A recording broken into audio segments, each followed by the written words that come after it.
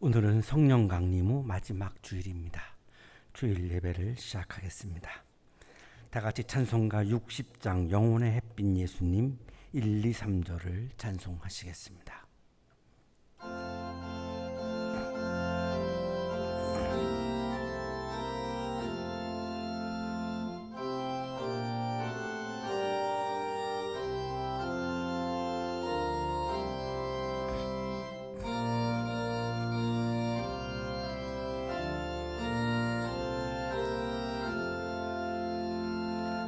영혼의 햇빛 예수님 가까이 비춰주시고 이 세상 구름 일어나 가리지 않게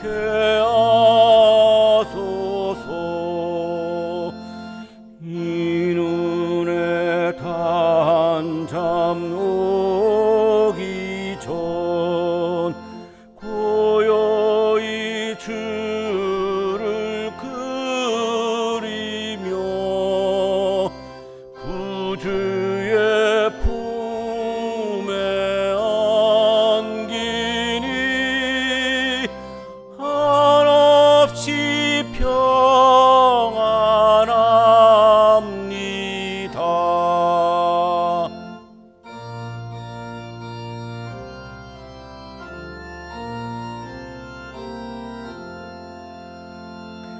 잠 깰 때 주여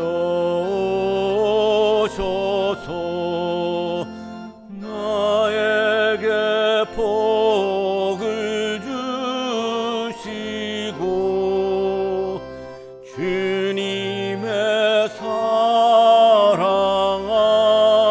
안에서 언제나 살게 하소서.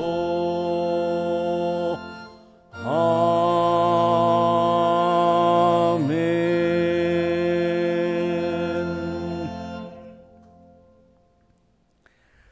하나님은 회개하는 마음으로 나오는 사람들을 물리치지 않으십니다.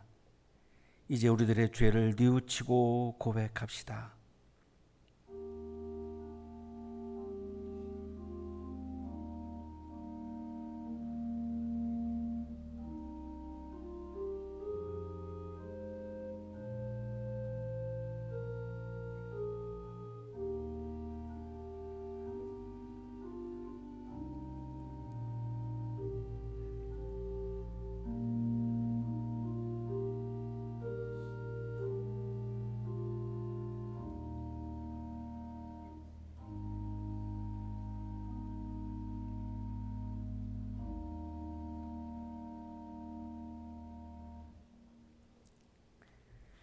우리가 우리 죄를 자백하면 하나님은 신실하시고 의로우신 분이셔서 우리 죄를 용서하시고 모든 불의에서 우리를 깨끗하게 해 주실 것입니다.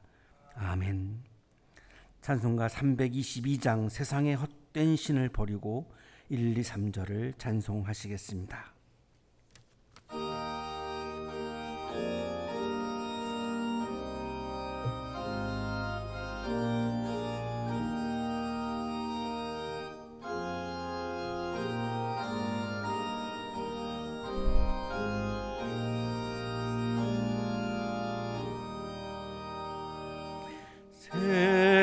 세상에 헛된 신을 버리고 하나님 이름 높여 기리세. 온 천하 백성 모두 나와서 다 같이 하나님만 섬기세.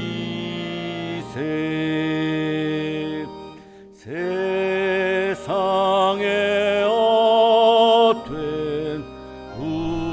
상 버리고 인간의 모든 부귀영화와 거짓과 불의 모두 버리고 온전히 하나님만 섬기세.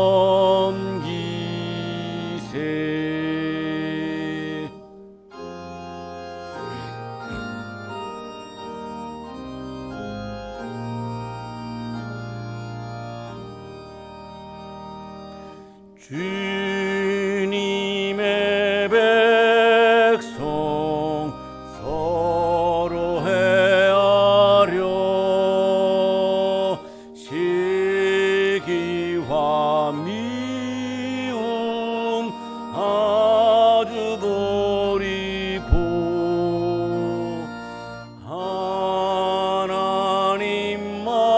하나님만을 홀로 섬기는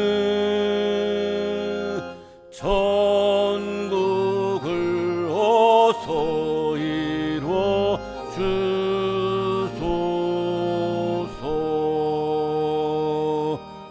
아멘.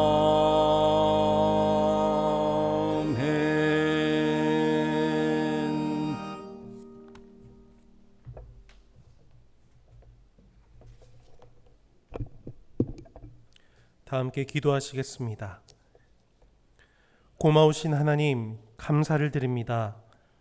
오늘도 우리들의 마음을 다하여 예배를 드리게 하시고 하나님을 의지하고 바라보며 살아갈 수 있도록 인도하여 주신 주님의 사랑에 감사를 드립니다. 또한 우리의 연약함을 아시사 성령의 임재를 통하여 우리를 도와주시고 험한 세상 가운데서도 믿음을 잃지 않도록 우리와 함께하여 주신 주님의 은혜에 감사를 드립니다. 자비로우신 하나님, 이 시간 우리들의 죄를 고백합니다. 하나님께서 창조하여 주신 아름다운 모습 그대로의 삶을 살아가지 못하고 욕심과 탐욕, 교만과 태만으로 죄 가운데 거하고 있는 우리들을 불쌍히 여겨 주시옵소서. 나의 부족함과 하나님의 위대하심을 인정하지 못하고 오히려 하나님 없이 나의 뜻대로 살아가려고 했었던 지난날의 무지함을 용서하여 주옵소서. 하나님이 베푸신 사랑으로 사랑해야 하는 것이 예수 믿는 자들의 당연한 의무임에도 사랑을 행하는 것이 아니라 비판과 정죄의 삶을 살아왔음을 고백합니다. 우리의 완악함을 용서하시고 우리의 연약함을 붙들어 주옵소서. 우리가 하나님의 성품인 거룩을 회복하게 하시고 우리 각자의 삶에서 하나님의 은혜가 풍성하게 넘치는 사랑의 삶을 살아갈 수 있도록 우리를 도우시고 복을 내려 주옵소서. 우리 성도들과 그들의 가정을 위하여 축복하며 기도합니다. 너무나도 힘든 시기를 보내고 있는 우리 모든 성도들을 붙들어 주시고 그의 가정 가운데 하나님의 은혜와 평강이 함께할 수 있도록 복을 내려 주옵소서. 고난 가운데 놓여있는 자들에게 믿음과 소망을 내려주시고 하나님을 끝까지 신뢰하며 승리의 삶을 살아갈 수 있도록 주님께서 함께하여 주옵소서. 거룩하신 하나님, 이 나라의 교회를 위하여 기도합니다. 그리스도의 몸된 교회가 세상 앞에 선한 영향력을 잃어버리고 있는 이때에 이 땅에 세워진 모든 교회가 다시금 주님의 마음을 품게 하시고 하나님의 자비로우시고 온전하신 뜻을 세우며 하나님 나라를 이루어 나가는 거룩한 터전이 되게 하옵소서. 세상 가운데서 선한 영향력을 다시금 전할 수 있는 축복의 통로로서 회복시켜 주시옵소서. 이 땅에 코로나 바이러스와 장마와 태풍으로 인하여 힘겨워하는 모든 이들에게 하나님의 위로를 내려주시고 하나님이 힘을 더하시사 지치고 고난 상황 가운데서 새 힘으로 다시 일어나 새롭게 살아갈 수 있는 모든 이들이 되게 하옵소서. 한양 동산을 축복하며 기도합니다. 이제 새로운 학기를 준비하고 시작하는 기간입니다. 아직도 코로나 바이러스로 인하여 함께 캠퍼스에 모여 같이 할 수 없는 상황이지만 어려운 상황 가운데서도 하나님의 사랑을 품게 하시고 그 사랑을 실천할 수 있는 배움이 충만할 수 있도록 하나님께서 지켜주시옵소서. 한양 가족들을 안전하게 지켜주시고 내려주시는 지혜로 한 학기를 기쁨으로 보낼 수 있도록 복을 내려주시옵소서. 이 시간 말씀을 듣게 하시고 말씀 앞에 순종의 삶을 살게 하시며 하나님의 참된 자녀로서 온전하게 살아갈 수 있도록 붙들어 주시옵소서. 감사를 드리며 모든 말씀 주님의 손에 의탁하옵고 이 모든 말씀 예수님의 이름으로 간절히 기도드립니다. 아멘.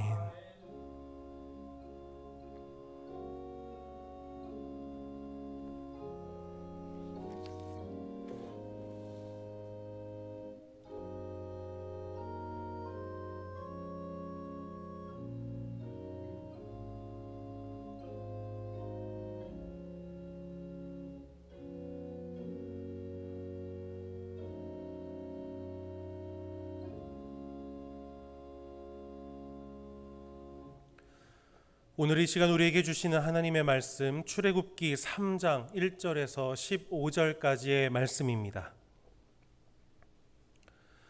모세는 미디안 제사장인 그의 장인 이드로의 양떼를 치는 목자가 되었다. 그가 양떼를 몰고 광야를 지나서 하나님의 산 호렙으로 갔을 때에 거기에서 주님의 천사가 떨기 가운데서 이는 불꽃으로 그에게 나타났다. 그가 보니 떨기에 불이 붙는데도 그 떨기가 타서 없어지지 않았다. 모세는 이 놀라운 광경을 좀 더 자세히 보고 어째서 그 떨기가 불에 타지 않는지를 알아보아야 하겠다고 생각하였다. 모세가 그것을 보려고 오는 것을 보시고 하나님이 떨기 가운데서 모세야 모세야 하고 그를 부르셨다.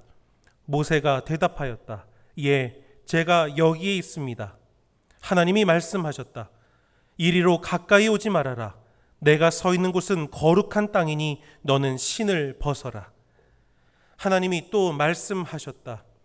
나는 너의 조상의 하나님, 곧 아브라함의 하나님, 이삭의 하나님, 야곱의 하나님이다. 모세는 하나님을 뵙기가 두려워서 얼굴을 가렸다. 주님께서 다시 말씀하셨다. 나는 이집트에 있는 나의 백성이 고통받는 것을 똑똑히 보았고 또 억압 때문에 괴로워서 부르짖는 소리를 들었다. 그러므로 나는 그들의 고난을 분명히 안다. 이제 내가 내려가서 이집트 사람의 손아귀에서 그들을 구하여 이 땅으로부터 저 아름답고 넓은 땅, 젖과 흙꿀이 흐르는 땅, 곧 가나안 사람과 헷 사람과 아모리 사람과 브리스 사람과 히윗 사람과 여부스 사람이 사는 곳으로 데려가려고 한다. 지금도 이스라엘 자손이 부르짖는 소리가 나에게 들린다. 이집트 사람들이 그들을 학대하는 것도 보인다. 이제 나는 너를 바로에게 보내어 나의 백성 이스라엘 자손을 이집트에서 이끌어내게 하겠다. 모세가 하나님께 아뢰었다. 제가 무엇이라고 감히 바로에게 가서 이스라엘 자손을 이집트에서 이끌어내겠습니까? 하나님이 대답하셨다. 내가 너와 함께 있겠다. 내가 이 백성을 이집트에서 이끌어낸 다음에 너희가 이 산 위에서 하나님을 예배하게 될 때에 그것이 바로 내가 너를 보냈다는 징표가 될 것이다. 모세가 하나님께 아뢰었다. 제가 이스라엘 자손에게 가서 너희의 조상의 하나님께서 나를 너희에게 보내셨다 하고 말하면 그들이 저에게 그의 이름이 무엇이냐 하고 물을 터인데 제가 그들에게 무엇이라고 대답해야 합니까? 하나님이 모세에게 대답하셨다. 나는 곧 나다. 너는 이스라엘 자손에게 이르기를 나라고 하는 분이 너를 그들에게 보냈다고 하여라. 하나님이 다시 모세에게 말씀하셨다. 너는 이스라엘 자손에게 이르기를 여호와 너희의 조상의 하나님 곧 아브라함의 하나님, 이삭의 하나님, 야곱의 하나님이 나를 너희에게 보내셨다 하여라. 이것이 영원한 나의 이름이며 이것이 바로 너희가 대대로 기억할 나의 이름이다. 구약의 말씀입니다.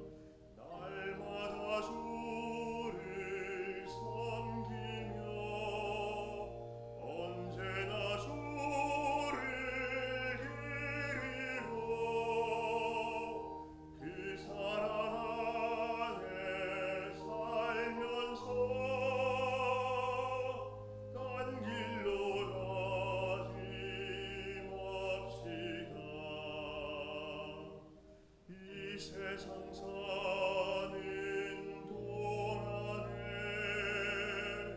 주 이름 전파하면서 우리 한 일을 버리고 예수를 위해 삽시다.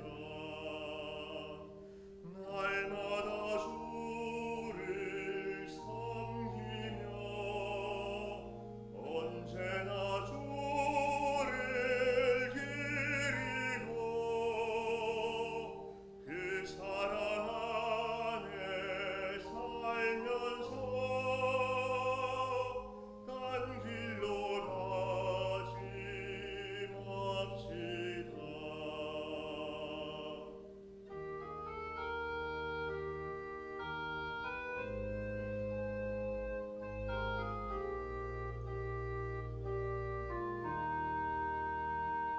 이 세상 친구 없어도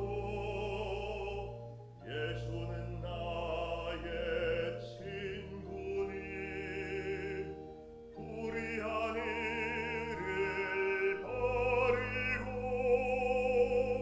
예수를 위해 삽시다. 주께서 심판하실 때 잘했다 칭찬하리니 이러한 상급 받도록 예수를 위해 삽시다. 날마다 주를 섬기며 언제나 주를 기리고 그 사랑 안에 살면서 딴 길로 가지 맙시다.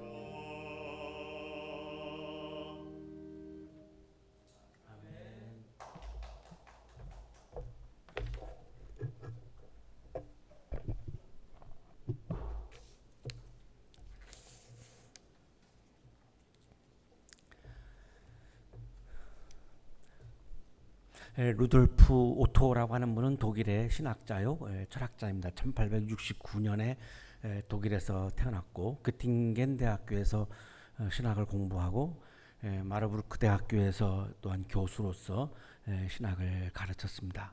1차 세계대전이 끝난 후 1917년에 대표적인 저서인 성스러움의 의미라고 하는 그런 책을 발표하면서 굉장히 유명한 신학자로 발돋움하게 되었습니다. 다스 하일리거, 영어로는 The Idea of the Holy, 거룩함에 대한 그런 연구를 했습니다. 이 당시에 독일에서는 신학이 굉장히 이성적이고 또 신앙이 굉장히 논리적이고 이성적인 신앙이 팽배한 상황에서 이 책은 굉장한 반향을 일으킬 수밖에 없었습니다. 오토는 종교의 핵심은 인간이 신을 경험하는 것이다라고 강조했습니다.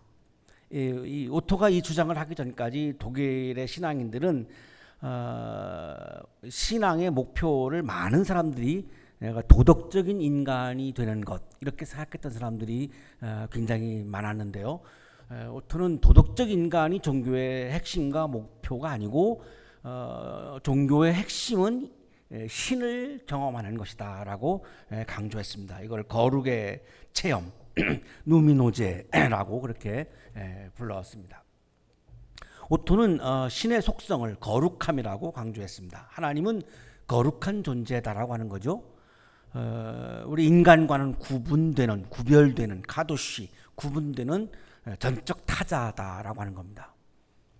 그렇기 때문에 인간이 신의 영역에 침범하게 되면 우주 질서에 엄청난 혼란이 올 수밖에 없는 거죠. 요즘에 이 기후의 문제에 대해서 심각하게 지금 바라보고 있는 학자들이 굉장히 많은데요. 사실 이런 문제들도 계속 짚어 들어가 보면 결국은 우리 인간이 신의 영역에 침범에 들어가면서 나오는 여러 가지 많은 우주적인 문제들을 지금 우리가 직면하고 있는데요. 오토는 신은 인간과는 구분되는 전적 타자다라고 하는 것을 굉장히 강조하고요. 그래서 신은 거룩한 존재다라고 그걸 강조를 했습니다. 성스럽다, 거룩하다라고 하는 이 단어는 도덕적 의미가 아니라는 겁니다. 우리가 교회 생활하면서 많은 사람들이 거룩하다라고 하는 개념을 이렇게 좀 조신하고 뭐 얌전하고 행동거지가 바르고 이러면 우리가 저 사람은 참 거룩한 사람이야라고 부르는 경우도 있는데요. 선함과는 전혀 다른 차원입니다. 진선미에 속하지 않습니다. 진선미와는 별도로 존재하는 구분 가치이고요. 인간이 본능적으로 본성적으로 지향하는 진선미에 속해 있지 않은 인간이 추구하는 영역 그리고 범주 가치라는 거죠. 모든 인간은 성스러움, 거룩함을 추구하는 면을 가지고 있다라고 강조한 거예요. 히브리어, 헬라어, 라틴어 고전 대표적인 고전어라고 하는데요. 이 언어에 있는 성스럽다라고 하는 말을 이분이 분석을 했습니다. 근데 도덕적인 의미를 전혀 가지고 있지 않다라고 하는 것을 이제 발견을 하고요. 도덕적인 사람이 거룩한 사람은 아니라는 겁니다. 성스럽다를 히브리어로는 카도시고요. 홀리죠. 홀리. 히라보로는 하기오스, 라틴어로는 상투스. 우리 찬송가도 있는데요. 상투스, 거룩하다, 거룩하다, 거룩하다. 전혀 도덕적인 맥락에서 사용되는 단어들이 아니라고 강조를 했습니다. 성스러움의 의미 제4장에서 오토는 인간이 성스럽고 거룩한 신의 임재를 경험할 때의 현상을 두려운 신비라고 불렀습니다.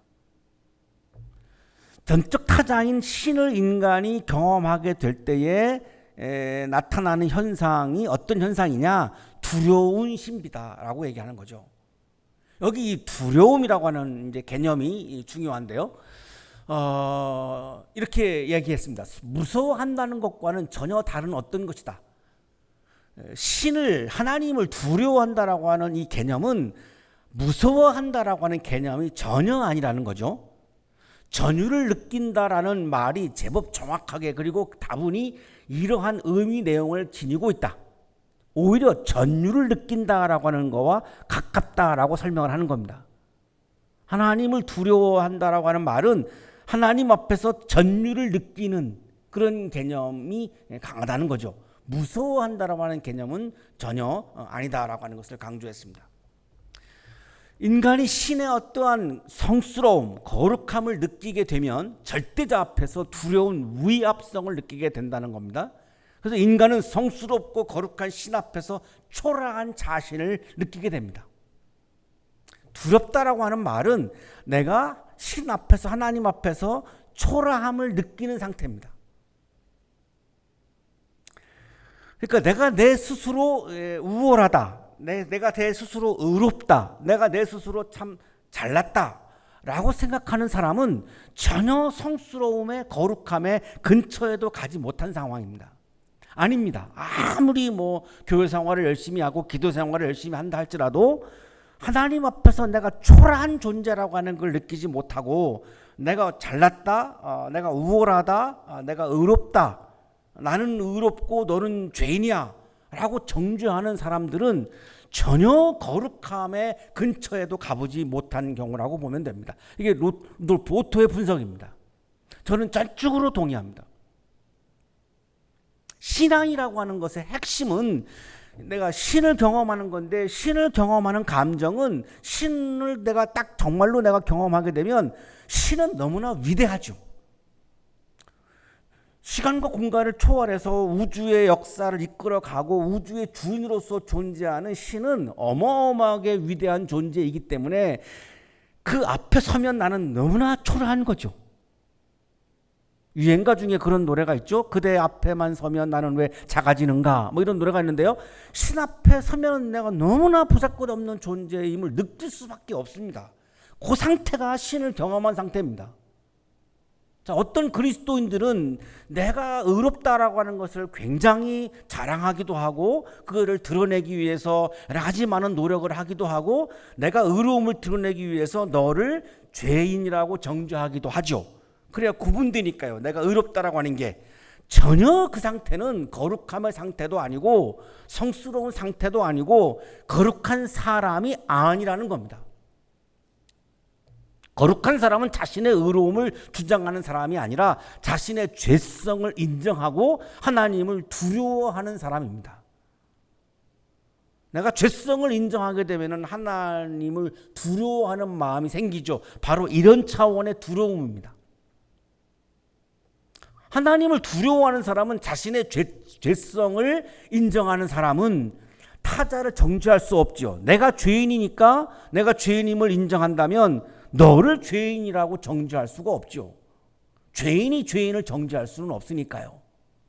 죄인이 너는 죄인이라고 판단 내릴 수가 없으니까요. 하나님 앞에서 내가 죄성을 인정하는 거룩한 사람은 절대로 타자를 정죄할 수 없습니다. 그러니까 타자를 정죄하는 사람은 거룩한 존재, 거룩한 사람이 아닌 겁니다. 자, 그 다음에 이 두려움이 이제 하나님 앞에서 내가 초라함을 느끼고 내 죄성을 인정하고 그래서 내가 하나님 앞에서 내가 전율을 느끼며 내가 이 죄인임을 고백하는 이 두려움인데 그 다음에 나오는 신비, 두려운 신비라고 그랬는데 이 신비는 어떤 개념이냐면 인용하겠습니다. 신비 가운데서 두려움의 요소를 빼고 남은 것을 우리는 좀 더 정확히 기이한 것 혹은 경이로운 것이라고 부를 수 있다. 아주 경이감을 느끼는 거죠. 신에게서 하나님에게서 내가 경이로움을 느끼는 겁니다. 자, 그런데 모든 것을 내가 다 한다, 내 업적이다, 나의 공로다라고 생각하는 사람의 경우는 이거를 하나님이 하셨다라고 해석할 수가 없죠. 그러면 하나님이 하신 일의 경이로움을 조금도 느낄 수가 없습니다. 이건 다 내가 한 거야. 이건 다 내가 한 거야. 이건 다 내 업적이야. 이것은 다 내 공로야. 이렇게 생각하는 사람은 전혀 거룩함의 근처도 못 간 경우입니다. 거룩한 사람일 수가 없습니다. 마음을 순전한 놀라움으로 채우는 것이다. 하나님이 하시는 일에 대해서 전율을 느끼면서 놀라는 상태가 두려움의 신비입니다. 내가 하나님을 경험하는 상태는 하나님이 하시는 일이라고 하는 느낌이 계속 나에게 오고 하나님이 하시는 일을 바라보면서 내가 계속 놀라는 거죠. 경이로움을 느끼고 놀라는 거죠. 그 앞에서 서 있는 나는 너무나 초라한 존재이고 그리고 나는 죄인이고 그러니까 하나님이 두려울 수밖에 없지요. 거룩한 사람이란 자신의 의로움을 자랑하는 사람이 아니라 하나님께서 하시는 일을 바라보며 놀라는 사람이 바로 거룩한 사람입니다. 인간이 신을 경험하는 상태를 압도적인 신비 그리고 매혹적인 신비 이 두 단어로 오토는 요약을 했습니다. 이 압도적인 신비는 내가 압도당하니까 근처에도 가기가 어려운 건데요. 그런데 동시에 매혹적인 신비이기 때문에 끌립니다. 이 압도와 매혹에 휩싸이는 완전한 전적 타자, 완전히 다른 존재를 경험하는 상태가 바로 인간이 신을 경험하는 것이다 라고 요약을 했습니다. 신에게 압도당하면서 또한 신에게 내 마음이 막 끌리는 상태가 신을, 하나님을 경험하는 상태라는 겁니다. 자, 내가 의롭다고 믿는 사람은 신에게 압도당하지 않습니다. 내가 다른 사람들을 압도하려고 하지 하나님에게 압도당하지 않죠. 내가 의롭다고 생각하는 사람은 신에게 끌리지 않습니다. 하나님에게 내가 끌리지 않습니다. 내가 완벽하기 때문에, 내가 의인이기 때문에 하나님께 끌릴 이유가 없는 거죠. 많은 사람들을 내 마음으로 끌어당기려고 애를 쓰죠. 그러니까 전혀 이거는 하나님을 경험한 상태가 아닙니다. 아무리 통성기도를 잘하고 아무리 기도 생활을 열심히 해도 이런 경우는 거룩함을 경험한 상태가 전혀 아닌 겁니다. 오늘의 성서일과는 모세가 하나님을 경험하는 장면인데요. 이 오토의 분석과 오늘 성서일과에 나오는 모세가 하나님을 경험하는 장면을 우리가 잘 묵상을 하면 신앙의 핵심이 이런 거구나라고 하는 것을 우리가 어렴풋이 실마리를 발견할 수 있는데요. 모세가 이 미디안 제사장인 그의 장인 이드로의 양떼를 치는 목자가 됩니다. 모세는 히브리인입니다. 40세까지 히브리인들을 노예로 억압하는 이집트의 왕자로 살았죠. 제가 시내산에 갔을 때에 이제 밤에 가서 이제 하룻밤을 자고요. 그리고 새벽 한 3시경에 너무 더우니까 그때 그냥 깜깜할 때 너무나 높으니까요. 깜깜할 때 이제 올라가기 시작을 합니다. 그래서 그 밤에 이제 거기 있는 이집트인에게 제가 물어봤습니다. 아니, 모세는 이집트의 반역자인데 어떻게 너희들이 이 모세를 기념하는 이런 관광을 하느냐 그랬더니 이집트인들의 대답은 뭐냐면 모세는 이집트의 왕자입니다. 이집트인들은 지금도 모세를 이집트의 왕자라고 여깁니다. 왜냐하면 40년 동안 이집트의 왕자로 살았죠. 자, 그러면 히브리인들의 입장에서 볼 때는 민족의 반역자죠. 히브리인인데 히브리인들을 노예로 억압하는 이집트의 왕자로 살았으니까요. 40년을 히브리 민족에서 볼 때는 민족의 반역자죠. 동족들로부터 외면을 당합니다. 누가 당신을 우리의 지도자와 재판관으로 세웠단 말이요? 히브리인들이 모세한테 한 말입니다. 모세가 40대에 이집트인을 살해합니다. 그러니까 살인자죠. 이집트와 가나안 사이의 광야인 미디안으로 한 사람을 살해하고 나서 도망을 칩니다. 민족을 버리고 도망친 도망자입니다. 자, 본인이 의롭다고 생각하는 사람은 이런 경우에 모세를 정죄하기 너무나 좋죠? 민족의 반역자예요. 살인자예요. 도망자예요. 민족을 배신한 배신자예요. 그러면 너는 죄인이라고 정죄하기 너무나 좋죠. 그래서 나의 의로움을 드러내기 너무나 좋은 존재죠. 수많은 그리스도인들이 아마 모세를 정죄하고 나설 것 같아요. 요즘으로 본다면. 자, 이 죄인인 모세가 미디안 광야에서 양을 치고 있는 거죠. 호렙산에 이르렀습니다. 신의 산이라고도 부르죠. 이때 하나님께서 모세를 찾아오셨습니다. 사람들은 모세를 정죄하는데요, 하나님은 모세를 찾아오십니다. 자, 여기서 갈립니다. 하나님의 마음은 죄인인 모세를 찾아가시는 분입니다. 내가 의롭다고 생각하는 사람들은 모세를 죄인이라고 정죄하는 것을 즐기는 거고요. 하나님은 그 죄인인 모세를 찾아가는 분인 거죠. 많이 다르죠. 거기에서 주님의 천사가 떨기 가운데서 이는 불꽃으로 그에게 나타나죠. 주님의 천사가 떨기 가운데, 떨기나무입니다. 떨기나무에 천사가 나타났는데 그 떨기에 불이 붙었는데 이 떨기가 없어지지를 않아요. 민영진 교수님의 주석인데요. 떨기나무로 번역된 히브리어 세네는 영어로는 떨기, 가시나무, 가시떨기 등으로 번역된다. 이 떨기나무가 1년생 초목인데 자라다가 이제 사막지대니까 물이 없으면은 죽습니다. 바람이 불면 죽었으니까요. 바람에 그냥 이리저리 불려 다니는 가시덤불을 말하는 건데, 건조한 광야에서 이 가시덤불에 불이 붙는 광경은 초자연적 현상이 아니라 아주 흔한 광경입니다. 요즘에도 볼 수 있는 아주 일반적인 현상이죠. 가시덤불에 불이 붙는 것까지는 일반적인 현상입니다. 그런데 이해가 가지 않는 것은 불이 붙었는데, 모세가 지금 이해가 가지 않는 것은 불이 붙는 것까지는 일반적인 현상인데 불이 붙으면은 그게 없어져야죠. 가시덤불이. 근데 가시덤불이 없어지지가 않는 거예요. 너무 이상한 일이죠. 그래서 모세가 이 놀라운 광경, 놀라운 거죠. 아까 경이, 오토가 하나님을 만나는 경험을 경이로움이다 그랬는데요. 놀랍니다. 모세가 놀라요. 이거 놀라면서 가까이 간 거죠. 좀 궁금하니까 가까이 간 겁니다. 그러니까 모세가 그것을 보려고 다가오니까 하나님이 떨기 가운데서 말씀하시죠. 모세야, 모세야. 자, 여기까지 보시면은 모세는 하나님을 못 봤죠. 눈으로 못 봤습니다. 하나님의 소리를, 하나님의 말씀을 들었죠. 모세야, 모세야라고 하는 하나님의 소리, 하나님의 말씀을 들었습니다.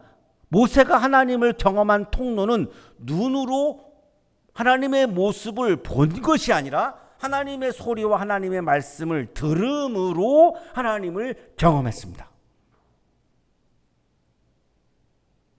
오늘의 성서일과가 하나님을 경험하는 본문 중에서 굉장히 핵심되는 본문인데요. 자, 이 모세라고 하는 사람도, 모세와 같은 사람도, 십계명을 받은 모세와 같은 사람도 하나님의 모습을 보지 못했습니다.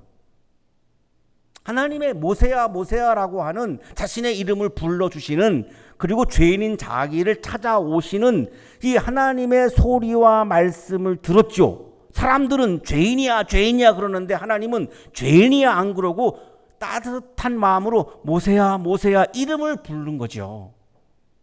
많이 다르죠? 오늘날 우리가 죄인을 대하는 태도와 하나님이 죄인을 대하는 태도는 굉장히 많이 달라요. 그때에 모세가 하나님을 경험한 겁니다. 모세야, 모세야라고 이름을 불러주시는 하나님의 따뜻한 소리, 하나님의 그 신비로운 소리, 거기서 하나님을 경험을 하는 거죠. 이게 바로 오토가 얘기하는 누미노제 거룩의 체험입니다.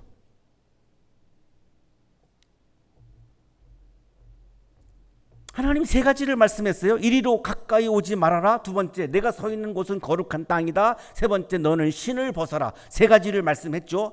모세는 분명히 배신자고 살인자고 도망자예요. 아주 보잘것없는 죄인 중에 죄인이에요. 그 죄인에게 너는 죄인이야 정죄하는 말씀을 하신 것이 아니라 세 가지 말씀, 가까이 오지 말아라, 내가 서 있는 곳은 거룩한 땅이다, 신을 벗어라, 이 세 가지를 말씀했어요. 하나님은 거룩한 분이죠. 레위기 19장 2절에 나 야훼가 거룩하니 너희도 거룩하라 이렇게 말씀했어요. 하나님의 속성은, 오토도 강조했습니다만 하나님의 속성은 거룩함입니다. 거룩하신 분이에요. 성스러운 분이에요. 홀리한 분이에요. 이완진 교수가 이 거룩함에 대해서 좋은 설명을 우리에게 해주고 있습니다. 부정한 짐승 가운데는 낙타도 들어있는데 왜 낙타를 부정하다고 할까요? 레위기에 보시면은 부정한 동물들이 쭉 나오는데 그 중에 하나 낙타가 나와요. 낙타를 왜 부정하다라고 말하지? 라고 하는 질문입니다. 낙타를 잡아먹으면 운송수단이 없어지고요. 사막에서는 낙타가 유일한 운송수단이죠. 그러면 공동체의 존립 기반이 위험해지는 까닭입니다. 그런데 왜 부정하다고 할까요? 성경에서 말하는 부정은 손대서는 안 될 것이라는 뜻입니다. 요즘에 우리가 이해하는 것처럼 더럽다라고 하는 의미가 아니라는 겁니다. 성서가 말하는 부정하다라고 하는 말의 개념은 더럽다라고 하는 이렇게 정죄하는 그런 개념이 아니라 손대서는 안 된다라고 하는 의미라는 거죠. 이걸 터부라고 그러는데요. 왜 손대서는 안 되냐면 그것은 하나님의 영역이라고 말할 수 있죠. 하나님의 영역이기 때문에 손을 대면 안 되는 것, 그거를 우리가 거룩하다, 성스럽다라고 말하는 거고, 구약 성서에서 말하는 부정이라고 하는 단어 중에는, 쓴 용어 중에는 이 개념이 쓰여진 사례가 굉장히 많은데 그냥 똑같이 우리가 부정으로 번역하다가 보니까 모든 부정이라고 하는 단어를 우리가 다 그냥 더럽다라고 해석을 하는 과정에서 해석의 오류를 우리가 범하고 있다라고 하는 지적을 이완진 교수가 한 겁니다. 이 낙타의 경우에는 전혀 더럽다라고 하는 개념이 아니라 하나님의 영역이니까 건드리지 말아라 이런 개념이라고 하는 거죠. 우리가 손대서는 안 된다는 거죠.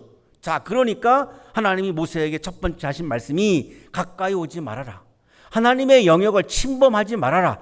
하나님은 거룩한 분이니까 내가 하나님의 영역을 침범하지 말아라. 이렇게 말씀한 거죠.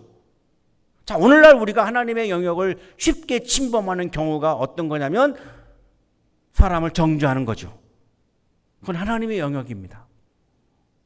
하나님만이 정죄할 수 있는 거죠. 우리는 다 죄인이기 때문에 죄인이 죄인을 정죄할 수는 없습니다. 그런데 내가 하나님이 되어서 사람을 정죄하고 지배하려고 하는 것이 죄의 본질입니다. 이게 죄의 시작입니다. 창세기 3장에 나오는 죄의 본질, 죄의 시작은 내가 하나님처럼 되어서 눈이 밝아져 가지고 너를 정죄하는 것으로부터 죄가 시작됐습니다. 인간의 죄가 시작되었습니다. 이게 바로 뭐냐면 하나님처럼 되어서 하나님의 영역에 침범하려고 하는 인간의 속성입니다. 여기서부터 모든 인류의 문제가 시작된 거죠. 하나님의 영역에 인간이 침범에 들어가면서 모든 인류의 문제들이 시작된 건데, 오늘날 교회 안에서 우리가 쉽게 하나님의 영역에 침범에 들어가는 경우는 나의 의로움을 드러내기 위해서 너를 정죄하는 경우입니다. 너무나 많죠. 너무나 비일비재하죠.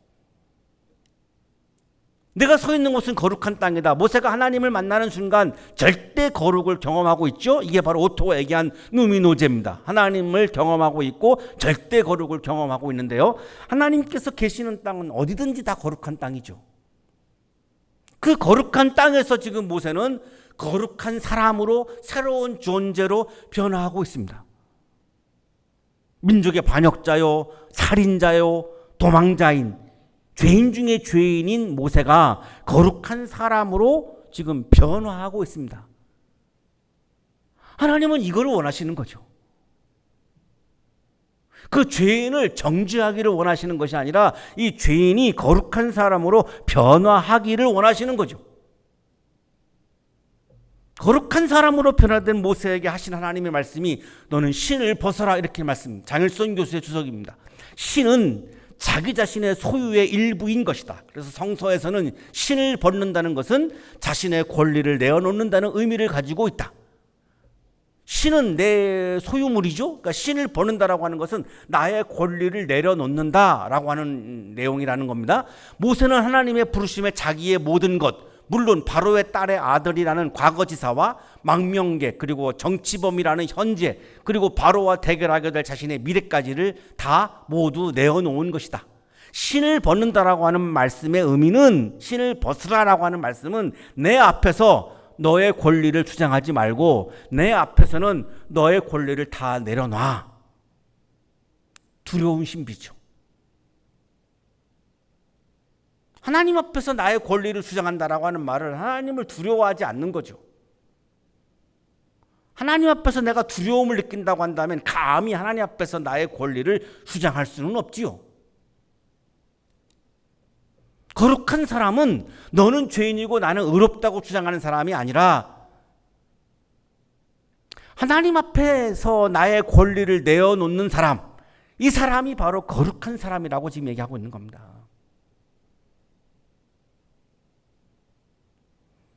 우리가 예배 시간에 하나님 앞에 헌금을 드리는데요, 헌금을 드린다라고 하는 것은 나를 찾아오신 하나님 앞에서 내가 신을 벗는 상징의 행위입니다. 나의 권리를 내려놓는 게 신을 벗는 거거든요. 네가 거룩한 사람이라면 내 앞에서 너의 권리를 다 내려놔. 하나님이 이렇게 말씀하신 겁니다. 신을 벗어라 라고 하신 말씀은. 그래야 하나님을 두려워할 수 있으니까요. 그래서 우리가 예배 시간에 헌금을 드리죠. 그 헌금이 뭐죠? 나의 권리입니다. 그건 나의 물질이니까 나의 권리죠. 그 나의 권리를 내려놓는 상징적인 행위가 헌금을 드리는 행위입니다.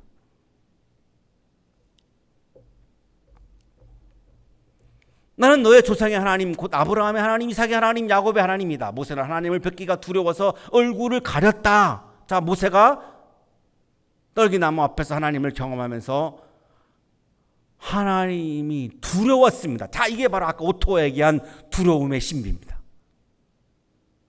오토의 분석이 굉장히 정확하죠. 이 오토의 주장과 모세가 하나님을 경험하는 장면을 이렇게 비교해 보면 굉장히 아주 정교합니다. 모세가 하나님 뵙기가 두려워서 얼굴을 가렸죠. 얼굴을 가렸으니까 하나님을 본 게 아니죠. 하나님 못 봤습니다. 모세가 하나님을 못 봤습니다. 하나님의 소리, 하나님의 말씀을 들음으로 하나님을 경험한 거죠. 자, 그러면 나는 한 30-40년 내가 교회 생활을 했는데요, 나는 아직도 하나님을 경험하지 못했습니다. 왜 그럴까요? 라고 질문을 하는 분들에게 드리고 싶은 말씀이 이런 겁니다. 하나님의 말씀을 귀를 기울여서 나의 온 마음과 정성을 다하여 나의 정성과 혼과 몸을 다 다하여 내가 하나님의 말씀에 귀를 기울이고 그 말씀을 내 마음에 가득가득 채운다면 하나님을 반드시 경험할 수 있습니다.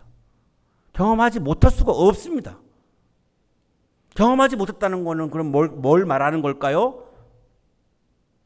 별로 내가 부족한 게 없기 때문에 하나님의 말씀에 그렇게 굳이 귀를 기울이지 않는 거죠.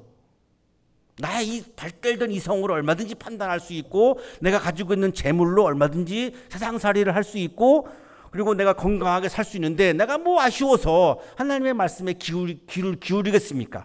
전혀 나의 죄성을 인정하지 못하고 하나님을 두려워하지 않는 상황에서는 하나님을 경험할 수 없습니다. 이거를 두려움의 신비라고 오토가 얘기한 겁니다.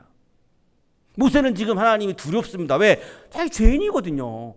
반역자죠, 도망자죠, 살인자이죠. 죄인 중에 죄인이에요. 그리고 지금 미디안에 가서 지금 살고 있어요. 미디안은 야훼 하나님을 믿는 지역이 아닙니다. 이방신을 섬기는 지역입니다. 지금 거기 가서 이방신을 섬기는 제사에도 아마 참여했을 것이라고 추측이 됩니다. 자, 그러니까 굉장히 지금 죄인 중에 죄인이에요. 그러니까 하나님이 어떻게 안 두렵겠습니까? 두려우니까 지금 얼굴을 가리고 있죠.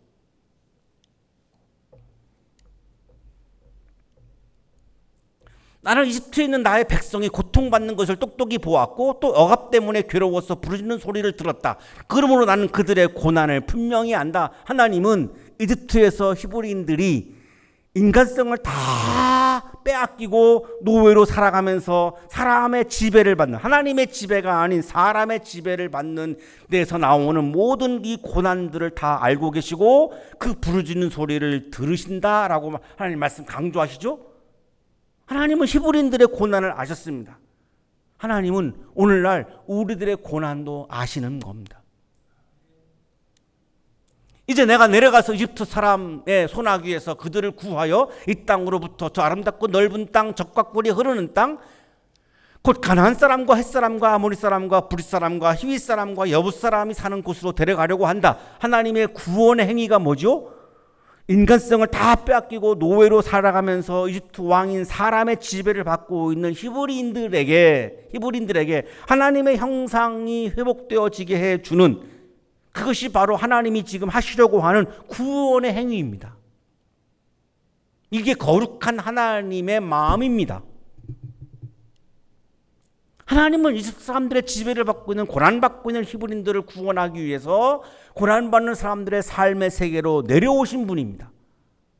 하나님은 고난받는 사람들을 찾아오시는 오시는 하나님입니다. 그러면 내가 누구에게 고통과 고난을 준다고 한다면 하나님의 마음과는 다르죠. 그러니까 그런 경우는 거룩한 사람이 아닙니다. 40일 금식기도 하고 오셔도 그런 경우는 거룩한 사람이라고 볼 수 없는 겁니다. 지금도 이스라엘 자손이 부르짖는 소리가 나에게 들린다. 이집트 사람들이 그들을 학대하는 것도 보인다. 하나님은 인간으로 존중받지 못하는 사람들의 부르짖는 소리를 들으시는 분이죠. 하나님은 오늘날 코로나 상황에서 우리들의 부르짖는 소리도 지금 듣고 계시는 겁니다. 이제 나는 너를 바로에게 보내어 나의 백성 이스라엘 자손을 이집트에서 이끌어내게 하겠다. 거룩하신 하나님의 마음을 잘 보시죠. 거룩하신 하나님의 마음은 이런 마음이에요. 이집트 왕의 지배를 받으면서 인간으로 존중받지 못하는 사람들을 구원하기 위해서 거룩한 사람 모세를 보내셨습니다. 거룩한 사람은 인간으로 존중받지 못하는 사람들을 구원하는 자리에 찾아가는 사람이 거룩한 사람입니다.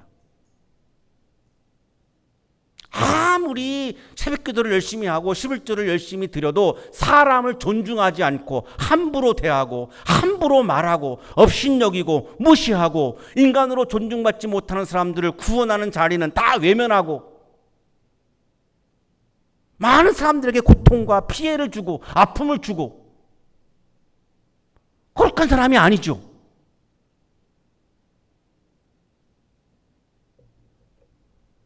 요즘 한국 교회가 얼마나 많은 사람들에게 지금 피해와 고통을 주고 있습니까?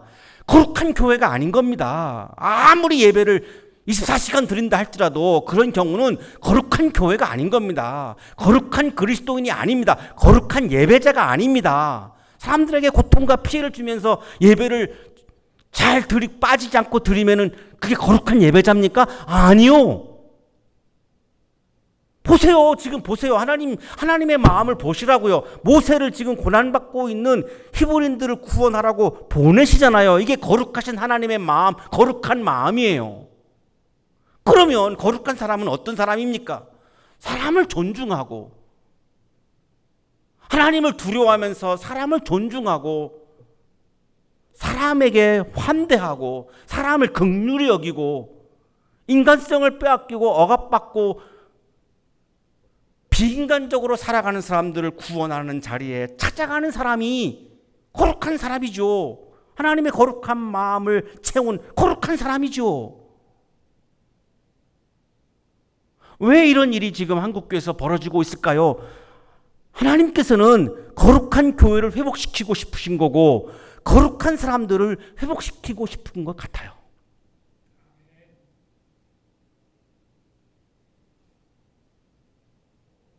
우리가 먼저 거룩한 교회를 회복하고 거룩한 사람의 마음을 회복하는 우리 한양대학교의 교회와 우리 교회 가족들이 되시기를 주님의 이름으로 축복합니다. 기도드리겠습니다. 거룩하신 하나님, 우리의 마음속에 거룩한 마음을 주옵소서. 사람을 존중하고 환대하고 긍휼히 여기고 하나님의 형상을 빼앗겨버린 훼손당한 사람들의 구원을 위하여 최선을 다하는 거룩한 사람으로 오늘도 살아가게 하여 주옵소서. 예수 그리스도 이름으로 기도하옵나이다. 아멘.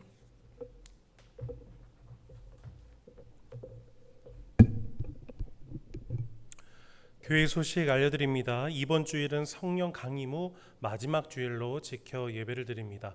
다음 주일은 우리 창조절 첫 번째 주일로 지켜 예배를 드리겠습니다.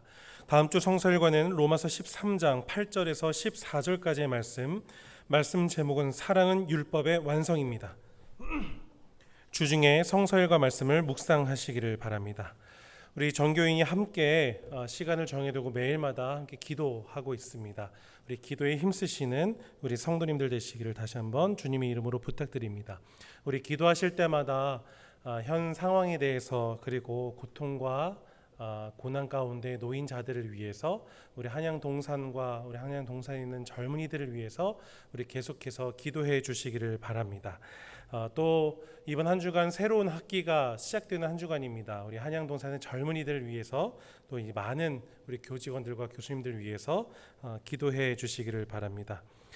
우리 교회는 계속 영상으로 가정에서 예배를 드리시고 계십니다.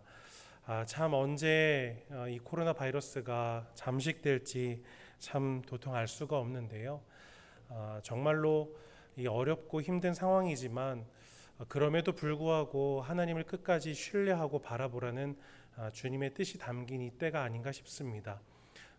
좀 답답하시더라도 작은 화면이라도 크신 하나님의 은혜를 갈망하시면서 온전한 예배를 드리시는 여러분들 되시기를 바랍니다. 우리 헌금 드리실 때에 헌금을 드리신 이후에 우리 정기수 재무부장님께 헌금 항목에 대해서 우리 다시 한번 문자 보내주시기를 부탁드립니다. 교회 소식 여기까지입니다. 하나님 앞에 예물을 드리겠습니다.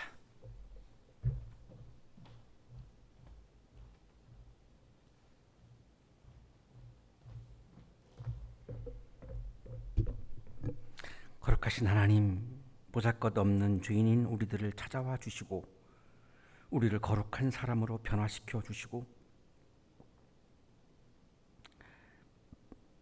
고통당하고 고난받는 사람들을 구원하는 자리에 또한 보내주시는 은혜에 감사드립니다. 우리들의 마음속에 오늘 모세에게 주셨던 거룩한 마음을 부어주셔서 감사합니다. 감사의 마음을 예물에 담아 드리오니 기쁘게 받아주시고 예물을 드리는 손길 위에 크신 은혜를 부어 주옵소서. 예수 그리스도의 이름으로 기도하옵나이다. 아멘.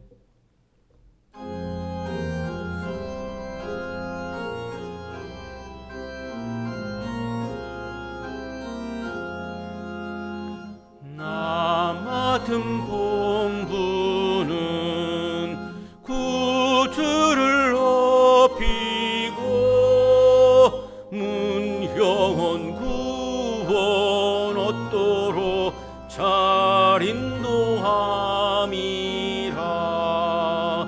주 앞에 모든 일 잘 행케 하시고 이후에 주님 배울 때 상 받게 하소서.